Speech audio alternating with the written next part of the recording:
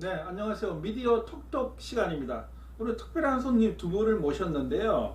전 한국기자협회장을 역임하신 정일용 선배와 현재 백악관 출입기자로 활동하고 계신 윌리엄 문 기자님을 오늘 모셨습니다. 두 분 안녕하세요. 어서 오십시오. 네, 반갑습니다. 반갑습니다. 반갑습니다. 두 분 먼저 간단하게 소개 부탁드립니다. 물론 두 분이 아주 막역한 관계로 알고 있습니다. 우리 윌리엄 문 선생님부터 좀 소개해 주시죠. 저는 워싱턴 백악관 동네에서 약 33년간 거주하고 있으면서 약 7년 전부터 오바마 백악관 말기부터 백악관을 취재하고 있는 윌리엄 문입니다. 그러니까 한 7년 동안 백악관 취재를 하고 있습니다. 저는 연합뉴스에서 한 32년간인가 이게 하여튼 지내고 작년 2월 달에 정년 퇴직을 했습니다. 제가 기자로 들어왔을 때 그 꿈이 어떻게 보면 좀 분단 문제를 해결하는데 기자로서 좀 기여를 해볼까 하는 그런 꿈을 안고 왔는데 현직을 떠날 때까지 좀 그렇게 크게 이렇게 기여를 하지 못한 것 같아서 좀 아쉬운 생각을 갖고 있습니다. 그래서 오늘 이 자리에도 또 그런 생각을 갖고서 이렇게 나오게 됐습니다. 네, 한 분은 오직 연합맨으로서 30여 년 넘게 활동을 하셨고, 또 한 분은 워싱턴에서 또 30 몇 년 동안 또 예. 거주하고 활동하고 계시고, 일단 공통점이네요. 그리고 예. 두 분이 제가 알기로는 또 30년, 40년 가까운 또 친구 지간으로 알고 있는데 맞습니까? 예. 40년직입니다. 어떻게 친구가 되셨어요? 그러니까 논산을 훈련소를 가니까 이 장정이 끝나면 입소하지 않습니까? 훈련소에 옆자리에 누가 누워 있었냐면 우리 정일용 친구가 누워 있었습니다. 그러니까 우리가 한 거의 2달을 어깨를 이렇게 맞대고 잤습니다. 그리고 그 애환을 다 나눴고 그때 이제 논산훈련소에 이제 그 입소로 입대를 하고 온 것은 나름대로 각자 사정이 있었겠지만 저는 그때 이제 군대를 가야겠고 그래서 뭐 자원으로 해서 이제 전투기차 들어갔는데 그 대도시로 이제 배치를 받으면은 대모를 막는 건 나 그거 싫어서 독도로 가고 싶었어요. 독도. 근데 이 친구가 그러더라고. 너 독도 가기는 힘들고 이 친구 고향이 제주도입니다. 제주도라서 제주도 간다고는 100% 된다고 그랬어. 너 참 이상하다 생각했는데 제주도를 그 사람들이 많이 지원을 안 한다고 그러더라고요. 그래서 어떻게 해서 제주도를 가게 되고 이제 말하자면 제주도에서 이제 그 초소에서 같이 떨어져서 이렇게 지냈지만은 그때부터 이제 생활을 같이 하고 나중에 보니까 언제 보니까는 미국으로 이제 유학을 가서 거기에서 계속 생활하고 또 나중에 보니까 어떻게 백악관에 또 그 프리랜서 기자로 그렇게 출입한다고 해서 참 원래 그렇게 기자에 대해서 꿈이 좀 많이 있었구나 이런 생각을 하게 되고 또 어떻게 해서 자기 혼자서 이렇게 그 백악관 출입 기자라고 해서 내가 알기도 상당히 힘들다고 알고 있는데 그걸 뚫었을까 나름대로 뭐가 이렇게 있구나 그러면서 이제 서로 연락도 하게 되는데 이게 이야기를 하다 보니까 이제 뭐 생각이 좀 약간 다른 것 같아요. 네, 그러시겠죠. 수십 년간의 이런 그 세월의 우정에 얽힌 얘기들이 이제 머릿속에 스쳐가실 텐데요.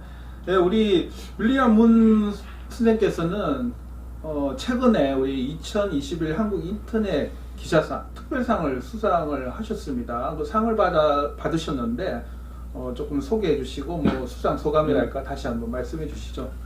그러니까 한국의 방송인 하면 유명한 그 김어준 씨가 있지 않습니까? 그분이 상을 받으러 올 정도의 권위가 있는 상을 받게 돼서 제가 대단히 감사하고 그 다음에 심기일전 노력을 많이 해서 좋은 기사도 쓰고 우리가 기사도 많이 발굴해야겠다고 다짐을 다시 하게 되었습니다. 그리고 제가 수상하게 돼서 대단히 감사합니다. 네, 다시 한번 축하드리고요. 정일용 선배께서도 오랜 세월 동안 이제 기자 생활을 하셨고 또 한국 기자협회장도 역임하시고 6.15 남측 언론본부 상임대표, 공동상임대표로도 활동하시면서 이 기자의 삶에 관해서 누구보다도 또 가장 많이 아시지만 이 백악관 출입 기자의 생활이랄까요? 뭐또 어떻게 이렇게 하시는지 혹시 구체적으로 좀 알고 계시나요? 또 주변에 또 연합 동료 중에서 특파로 해서 백악관 출입한 분들도 계실 텐데. 제가 우리 문기성 씨의 활동상은 이제 사실 저도 이제 누구한테 들어서 하는 것도 아니고 가끔 이렇게 간접적으로 듣던 거 아니면 이제 친구한테 전해 들었는데, 제가 듣기로는 그 상당히 미국에서 그 어떤 우리하고 관련된 그 특종도 좀 몇 건을 했어요. 제가 기억나는 게 우리 안중근 의사가 이토 히로부미를 적용하는 장면을 우리 문기성 씨가 이렇게 찾아냈던 것 같아요. 그 영상을 찾아내가지고 뉴욕 타임스. 그것을 이제 국내 언론 쪽에다가 연락을 해서 아마 그 당시에 상당히 크게 여기에서도 보도가 됐던 네, 파장이 거고. 컸겠군요. 네. 알고 있습니다. 저도 그때 처음 알았는데, 우리 안중근 의사가 바로 그 지근거리, 그러니까 한 1.5m. 이토 히로부미의 바로 한 1.5m 그 앞에서 이렇게 그 격발을 했단 말이에요. 그러니까 즉사하게 된 거예요. 만약 그 권총 별로 성능도 좋지 않은 그 당시에 권총으로 멀리서 쐈으면은 그 한 발 맞고 부상을 당했을 것이요. 그러나 나 그때 알았듯이 1.5m라고 하면 바로 앞에 합니까? 거기까지 다 가서 가슴에 심장에 대고서 총을 쐈기 때문에 이게 죽었구나. 나 그렇게 이제 알게 됐던 것이죠. 그걸 비롯해서 또 그 외에도 이제 우리 친구는 이런 것은 좀 국내에서 크게 좀 이슈가 되지 않을까라고 해서 몇 번 이야기도 하고 해서 저도 그렇게 이야기도 하고 해서 또 연합에서도 한번 기사를 쓴 적도 있고 뭐 그런 일들이 있었습니다. 최근에는 제가 별로 좋아하지도 않지만 이 트럼프 대통령의 어떤 석양에 비친 무슨 사자 갈기머리처럼 그렇게 비친 그 사진을 네. 찍었는데 무엇이 내가 볼 때 이것이 팩트 사진이라면 바로 있는 것을 그대로 찍는 것인데 이게 무슨 작품인가 뭐 생각이 들고 막 이렇게 했었는데, 어쨌든 그런 사진도 찍어가지고 상당히 한국보다는 외국에서 훨씬 더 많이 이렇게 사람들이 보게 된 것 같더라고요. 네, 오늘 뭐 친구로서도 또 가장 또 잘 아시니까 많이 소개를 해주셨는데요. 실제 백악관 출입 기자를 하시면서 여러 가지 에피소드도 있고 그럴 때 짐 아코스타 세이는 그 기자 사진을 찍어주는 바람에, 그 사진 어떤 사진이냐면은 트럼프 대통령하고 짐 아코스타하고 마이크 때문에 싸움 벌어졌을 때 그 이튿날부터 짐 아코스타가 백악관 출입 금지를 당했는데, 법원의 허가에 의해서 백악관 첫날 출입하는 날 제가 어떤 사진을 찍었냐면은 햇빛이 짐 아코스타 출입증에 삔나가지고, 그 출입증이라는 건 뭐냐면 보통 우리 하드 패스라고 그럽니다. 삔나가지고 무지개가 뜨는 것을 제가 찍어서 짐 아코스타에 주었습니다. 그 짐 아코스타가 그것을 저가 트윗을 날렸는데 다시 트윗을 날렸거든. 리트윗을 했는데 그게 그 후로부터 그다음 짐 아코스타가 The Enemy of People, 그러니까 국민이 적이라는 책을 발간했고 그게 트럼프 행정부를 비판한 책입니다. 근데 그 책에 또 그 사진이 실렸고 그 사진 내용에 대한 특별히 저와 관련된 것을 녹지를 써줬습니다. 처음 백악관을 출입하게 되는데 가장 인상 깊었던 것은 뭐냐 하면은 로즈 가든에서 오바마 대통령하고 아베 총리하고 공동 기자회견을 하는데 AFP 특파원이 아베 총리한테 질문하기를 조선 반도에서 약 20만 명 되는 처녀들이 끌려가가지고 성노예 생활을 했는데 이것에 대해서 사과할 의향이 없냐고 물어봤습니다. 그때 아베 총리 답변 순서가 왔는데 초봄에 일진 광풍이 불어가지고 아베 총리 원고지 약 5장을 날려버렸습니다. 그래서 그 참모진이 그 원고지를 주우려고 허겁지겁 허리 굽혔고, 저는 카메라를 눈에서 뗐기 때문에 촬영을 못했는데 AP 기자는 카메라를 눈에서 떼지 않고 안아가지고 정확하게 촬영됐습니다. 여러분도 찾아오면 그 찾을 수가 있고 그 사진을. 그럼 저는 그때 느낀 게 조선 여성들이 얼마나 원한이 많았으면 그날 봄바람을 일으켜가지고 아베 원고지를 날려버린지 참 지금도 기묘하고 신기한 체험을 했습니다. 또 그것을 제가 목격했고 그래서 제가 위안부 문제에 대해서는 아주 관심이 많습니다. 이제 문재인 대통령이 첫 방미를 했을 당시 예. 또 이 칼럼도 쓰시고 사진도 직접 우리 한국인터넷 기자협회 소속인 기자뉴스에도 게재를 예. 하고 있는데 그때도 또 에피소드가 예. 있으셨죠. 예. 저는 그 문씨입니다. 제가 그 문재인 대통령보다 학렬이 그러니까 두 배가 두 학렬이 빠릅니다. 그러니까 제가 할아버지 뻘이죠. 그래서 제가 자랑스러운 우리 문재인 대통령 오니까 우리 정치로서 뭐 제가 비판적인 지지자지만은 큰 소리로 문 대통령님 환영합니다 외쳤습니다. 환영합니다. 그러니까 백악관 역사상 한국말로 백악관 잔디광장에 한국말로 울려 퍼진 건 처음입니다.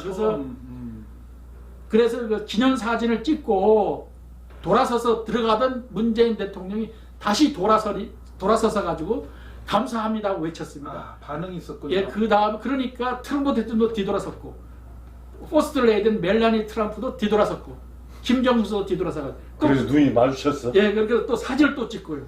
그랬습니다. 아니 그때 또 제재를 안 받으셨나요? 예. 그래서 제재를 당하지 않으셨나요? 그래서 그 우리 동료들이 그게 무슨 말이냐고 막 여쭤봤습니다. 한국말을 모르니 예. 그래서 일부 방송에서 그 보도를 했습니다. JTBC에서 보도를 했습니다.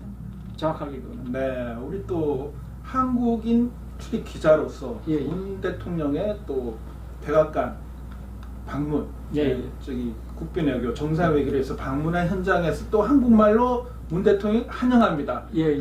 정말 잘하셨어요. 예. 정말 박수 한번 보내드립니다. 잘하셨어요.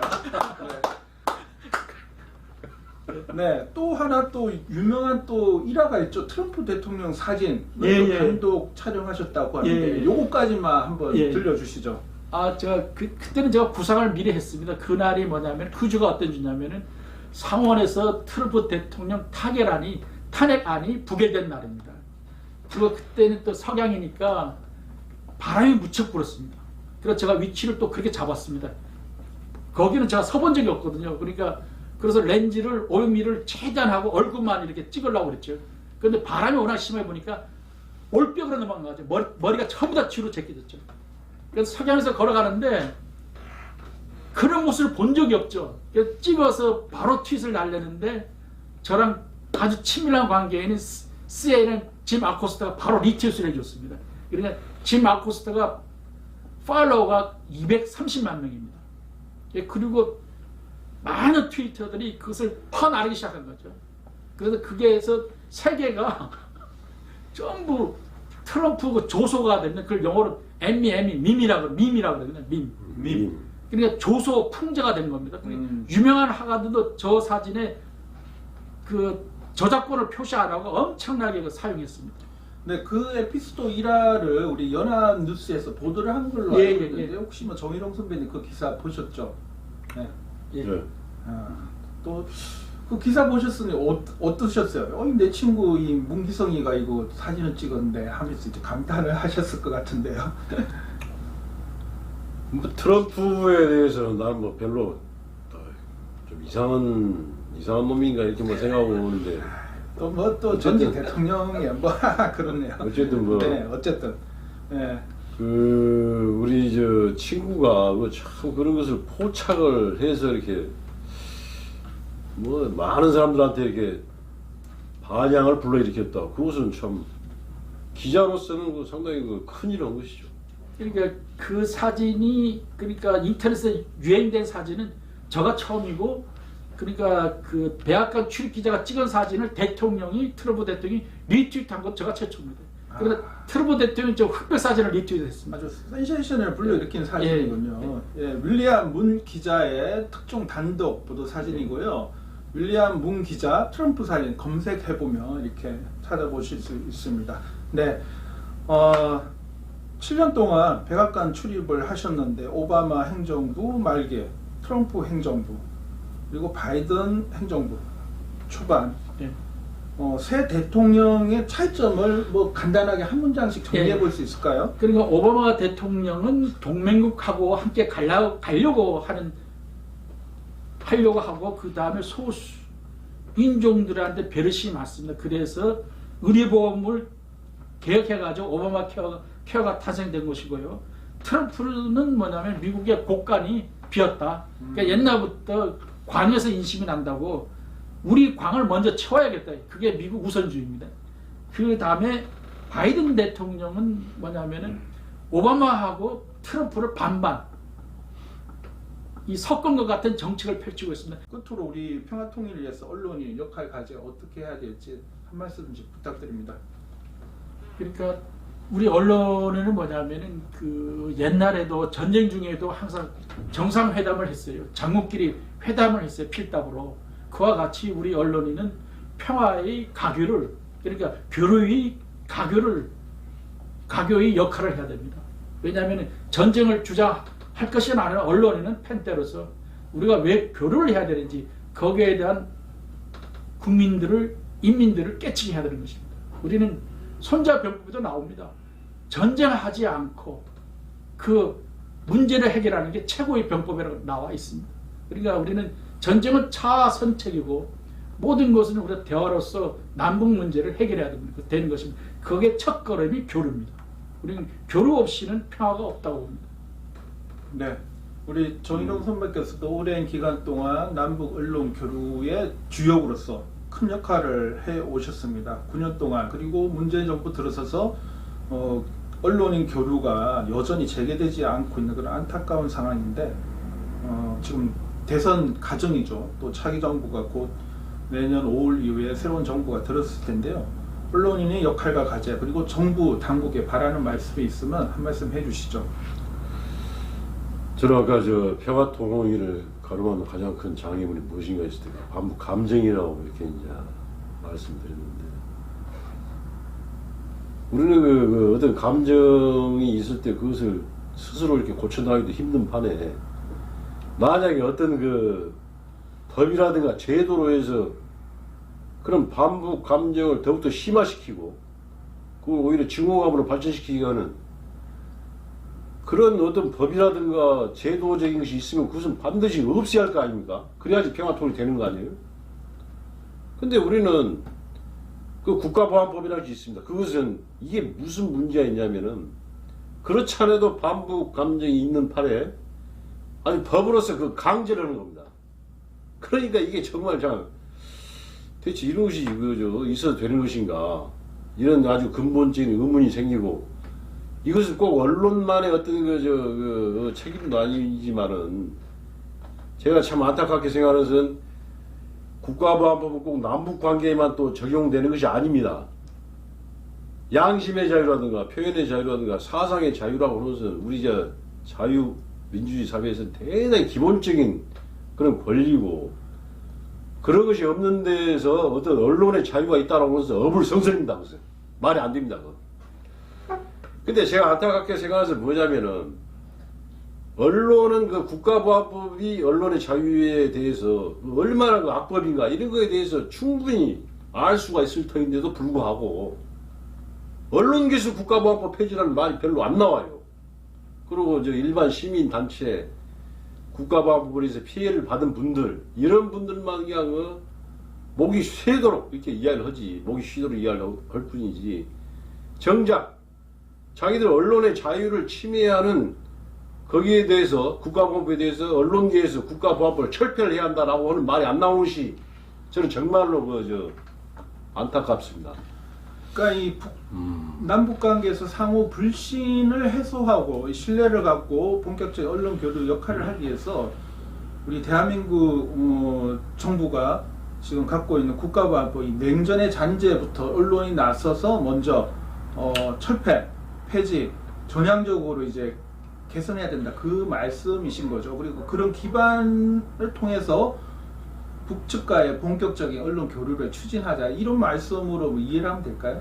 그러니까 우리가 언론 교류를 이야기했던 것은 만약에 우리가 국정에 가서 직접 현지 취재를 해서 그 기사를 쓴다라고 했을 것 같으면은 그런 상황과 그 현재 국가보안법이라는 것이 그 서로 과연 그 부합이 되겠는가 이런 생각이 드는 것이죠. 그래서 어쩌면 언론에서는 그 북쪽과 언론 교류를 통해서 특히 현지 취재를 통해서 이 국가보안법이 무엇인가라고 하는 것을 다시 한번 정말 전면에 부각시키는 어떤 계기가 될 수도 있고, 그리고 또 정말 중요한 것은 언론이 해야 할 일이 정말 중요한 것은 아까 현지 취재라고 또 그 중에 하나입니다만은 사실이 무엇인가를 우리는 제대로 보도를 해야 됩니다. 북쪽에 관해서 우리가 정확한 사실을 알고 그것을 전파한다면은 과연 지금처럼 이렇게 남북 간의 관계라고 하는 것이 이렇게 악화가 될 수가 있겠는가?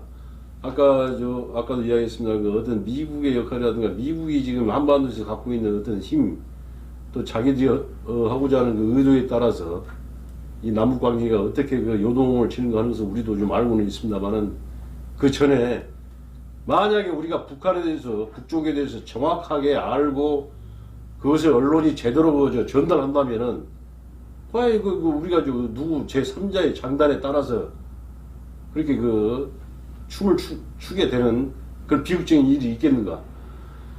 제가 예를 들어서 말씀드리겠습니다. 지금 그 성주의 사드 기지 있지 않습니까?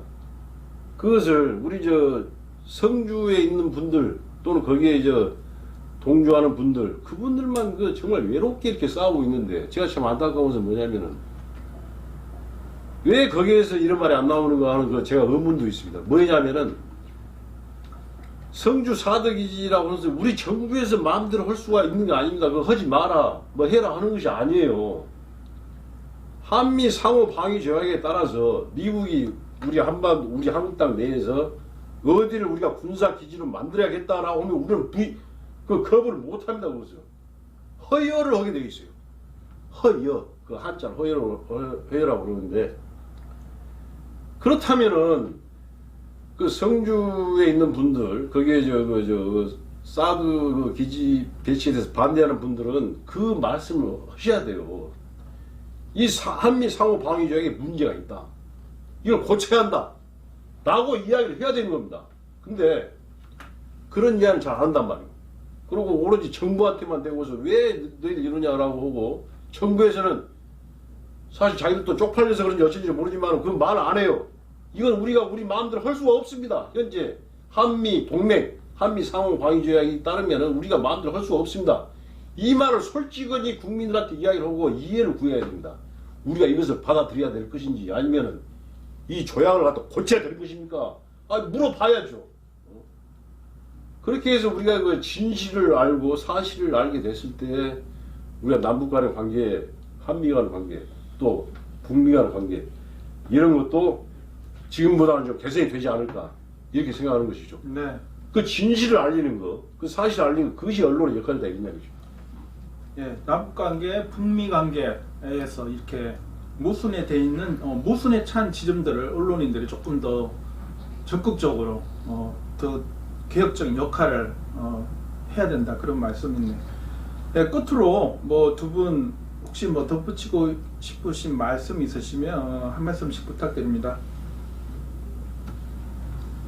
제가 말씀드리고 싶은 것은 남북 간에 닫힌 문이 열리고 서로 각 분야의 교류가 이루어졌으면 좋겠습니다. 그리고 제가 그 콜 총리 친구, 전 몽골 취재 대사한테 들은 얘기가 있습니다. 그분이 얘기하기를 독일 통일은 콜 총리의 개인적 영향이 컸다고 그랬습니다. 그것은 뭐냐 하면은 콜 총리와 고르바초프 당시 소련 연방 서기장하고 친분이 아주 좋았답니다. 그때 독일 동맹들은 미국이나 프랑스, 영국 다 통독에 다 반대했습니다. 나중에 전화 통화 내용이 다 밝혀졌지만은, 그리고 그 당시에 독일에서 동독 지도부한테 전부 다 사면을 했습니다. 사면이라는 게 뭐냐면은 그 반인륜적 범죄를 제외해서는 전부 다 사면을 해서 해가지고 호네커가 칠레로 망명까지 다 주선했습니다. 그러니까 우리 한반도와 그 독일이 통일을 비교하기는 곤란한 게 뭐냐면은 국경선이 우리는 중국하고 맞댄단 말입니다. 그러나 통독은 국경선이 러시아하고 맞대지는 않습니다. 거기에 엄청난 차이가 있습니다. 그래서 중국이 자유민주 국가와 국경을 맞대겠네. 이게 우리는 아주 고민해야 되고 이것을 슬기롭게 극복해야 됩니다. 그게 우리의 과제입니다. 왜냐하면 우리가 대한민국의 자유경제체제가 그러니까 중국하고 관련된 역사로서 대한민국이 가장 우수한 시스템을 가진 것입니다. 해방 이후에. 그래서 우리는 중국보다 우월적인 정치 체제를 가지고 있는 것입니다. 그것을 중국 애들이 가장 겁나는 체제입니다. 그래서 우리는 이것을 극복하면서 평화통일로 나가는 길은 교류입니다. 그냥 교류의 문을 우리는 열어야 됩니다. 네, 오늘 정일영 또 선배께서도 언론인 가제로서 국가보안부 출배 이런 또 강력한 발언을 해주셨는데요. 끝으로 한 말씀 또 부탁드리겠습니다. 옛날에 우리 아버지 세대는 아주 이제 젊었을 때 얘기했죠. 그 해방군간이라고 우리가 이야기하는데 그 당시에 이런 이야기들이 있었죠.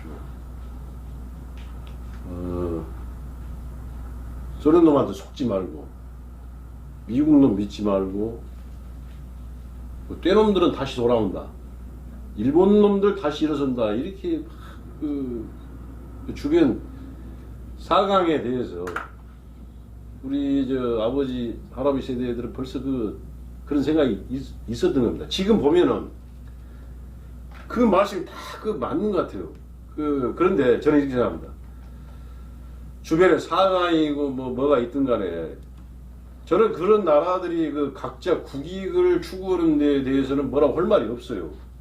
자기들 나름대로 국익을 추구하는 거니까 그렇게 해서 미국도 테슬라 카프트 미리압도 맺기도 하고 또 아주 생뚱맞게 들릴 수도 있습니다만은 우리는 미국하고 한번 전쟁까지는 아니더라도 전투는 막 치른 적도 있었고 그랬죠.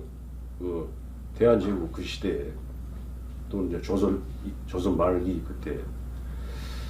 그렇지만은 그 서로 간의 국익에 따라서 미국하고 다시 또 친교를 맺고 또 중국 소련하고 또 다시 또 이렇게 친교를 맺고 이렇게 하는 건데 요즘 들어서 제가 참 좀 답답하고 참 대단히 스트레스도 많이 쌓이고 하는 것이 과연 대한민국은 특히 미국과의 관계에서 미국의 국익을 추종하는 것인지 아니면 대한민국의 우리 국익을 위해서 이렇게 하는 것인지 참 어떤 의문이 갈 때가 있습니다.